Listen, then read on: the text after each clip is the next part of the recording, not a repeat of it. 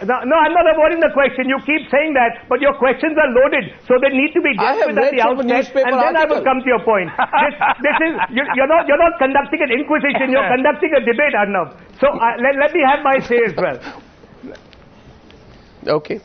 All right. Now let me say this. You're absolutely right.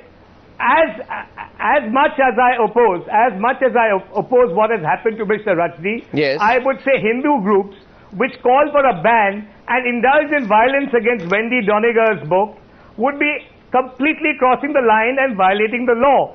But you have to give anybody whose sensibilities and religious sensibilities in both these cases, see, that's the thing, affected, they have to be given a right to protest so long as it is within the limits of decency and non-violence. But Mr. Jethmalani, as much as there's a right.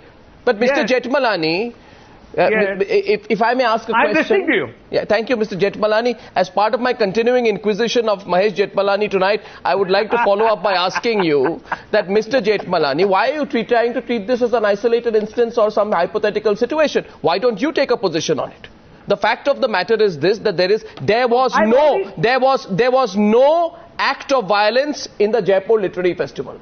There was nothing done which crossed the line. In fact, nobody even lifted their finger. And there was this kind of a reaction.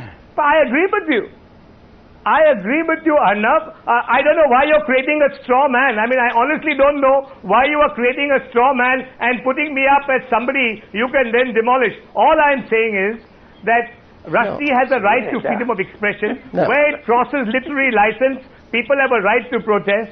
Wendy Doniger... That's what happened here. That's what happened here. Why is your party calling it match fixing? That's what happened here. No, one sec. That's what happened here. So Suhel wants to... why the party is calling... Why have you called match fixing? You want me to... I will respond to that since you asked me the question on a party basis. Yes. It is match fixing. How? Because whatever the BJP had, that entire chart sheet which you listed in the past when you first addressed a question to me on this show. Yes. Wasn't timed during a UP election. Yes, there were protests. Oh. But this whole episode right now is geared towards garnering the Muslim vote. There is a demand made. Okay. There is a demand made to garner the UP vote on the basis of abuse to the Muslim religion, and then the response of the Congress government is defeat and worse, and that's probably the one issue we should be discussing over here. The response of the Congress government is very conveniently politicizing about its own stand. You're getting responses. Shobhaa hasn't spoken. So you started by politicizing. Arnab, I'm not saying a word today. One minute. I'm not saying a thing. I am not saying a thing. I am not saying a thing, but Mr. Farooqui made an observation. Suhel wants to come in. I have to go to Mr. Jha, but first Mr. Farooqui wants to make an observation. I think we must salute Mr. Farooqi's observation because he denounced violence. Having said that, Arnab, I would love for you to continue the inquisition. The BJP was party to destroying the secular fabric when the Babri Masjid came down. They had no business to destroy an edifice of monumental religious indexing as they did. So the tragedy is that both are leading political parties. The Congress did that with the Sikhs in 1984, which sadly has been forgotten. I think our political parties have shamed themselves that they use religious divide to unite a nation and grab votes. Shobhaa is coming in right now. Politics. Shobhaa, please. Yes, please. No, all I wanted to say was that what we are witnessing is disingenuous, dishonest politics from both sides. It's not whether it's the BJP being dishonest, it's not the Congress party, both sides are being dishonest. True. And it's opportunistic politics at its worst and most blatant. Yes. And what Farooqui was saying earlier, that the entire Muslim community, he spoke on behalf of the entire Muslim community. These sort of generalizations are very dangerous. I mean, I would really like a modern Muslim mind to come on this show and talk about to keep referring to the liberals as if it's some kind of an outcast there in India who blab on without any sense of responsibility is also awful. It's an awful thing to do, to label all liberals as irresponsible. The most sensible thing I've heard this evening is Nilanjana Roy asking for a review of the ban and taking the due legal process, keeping that in mind. Why? Review the ban. Review the ban on the book? On the book. That is a very sensible and a very forward-thinking... No, what's the relevance of that with the existing controversy? In that case, we will be reviewing our entire attitude towards books of this kind and whether we have done the wrong thing in the first place by banning the book. So, Mr. Jha, all of this is a reaction to a book that was banned over 25 years ago. He has come and gone 11 times since then. Why aren't we questioning the ban itself? I mean, that's where it all starts. No, because I think, as Mr. Jha said, you know, what Mr. Salman Rushdie did 25 years back is probably something he ought not to have done. India decided this. Two individuals decided it, Rajiv Gandhi and Khushwant Singh. And that's what set the whole ball rolling. Mr. Jha, I mean, the ban on the book itself is something that I question. But Mr. Jha, everything that's come has been a consequence of that ban. Mr. Jha, I'd like you to come into what Shobhaa they just said, sir. Yeah, I think that I don't want to be misrepresented in this. Let me be very clear. Salman Rushdie wrote this in 1987. You can question his taste or even his sense of responsibility towards his own community in doing that. At that point in time, I was against banning the book. Exactly. Don't forget, even the Nairobi, when he was writing this, even the Nairobi and Dar es Salaam bombings had not taken place. There was no Al-Qaeda, there was no 9/11, there was none of the kind of inflammation of sentiment that has taken place in the last 25 years. But if Salman were to write that book today, and or anyone were to write a similar book of abusing the mother and sister of the Prophet, and if something were taken as abusing the mother and sister of the Prophet, I would most definitely ban it today. I'm sorry I have to say that. Yeah, but I mean, there are limits to the freedom of freedom. Freedom is not anarchy. Arnab, remember that. Yes, I think that I think absolutely right. I think that's a great point. No, so tonight, Great point. So tonight, I'd like to go back at this point to Kamal Farooqui and Dr. Tasleem Ahmad Rahmani. Dr. Rahmani, take this question tonight. That you see, now it's become a question of the prestige of our democracy. That's the way this is being looked at. If tomorrow Salman Rushdie is not allowed to address the conference by video conference on a video link, won't you also be embarrassed somewhere that we allowed something like this?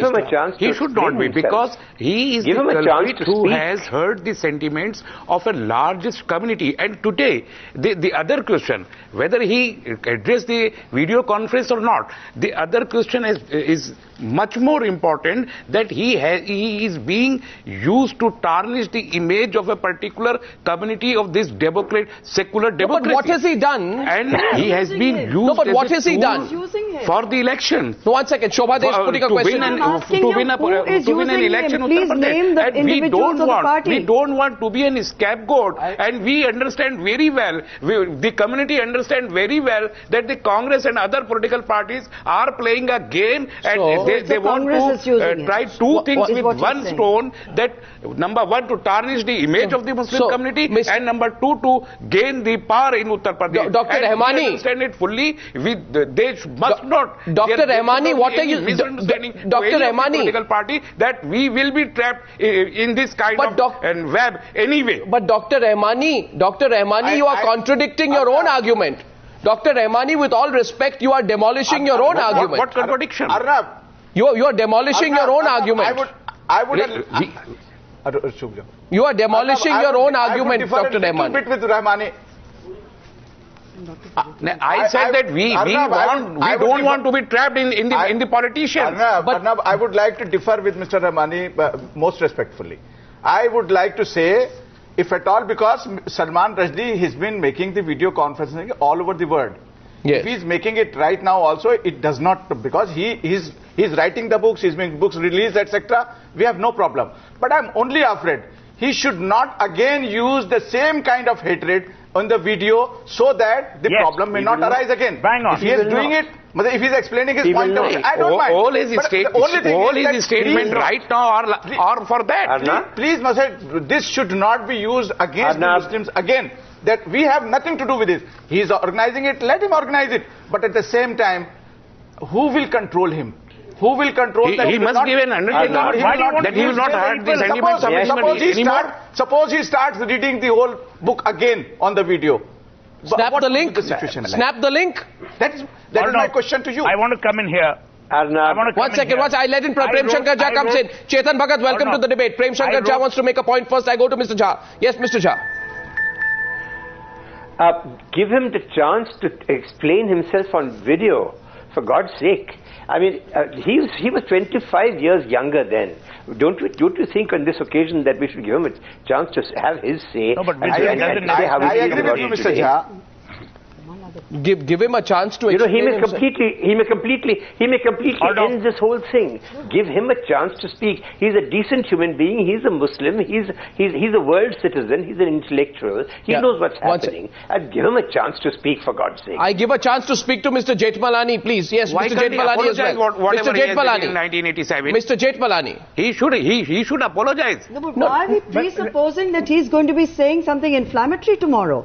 And in this techno age, you'll be able to access it no matter what. If you cut the video link, it's going to be right there. Shobhaa, I'm just completely both appalled, petrified and extremely worried and intrigued at the fact that here is a person, I'm sorry to say this, who was making news more for his personal life than the quality of his literature. I've said this many times, who has suddenly become the last custodian, as if we were all Indians hanging to Salman Rushdie's coattails to save our secularism. Mahesh Jethmalani, please. Mr. Jethmalani. Yeah.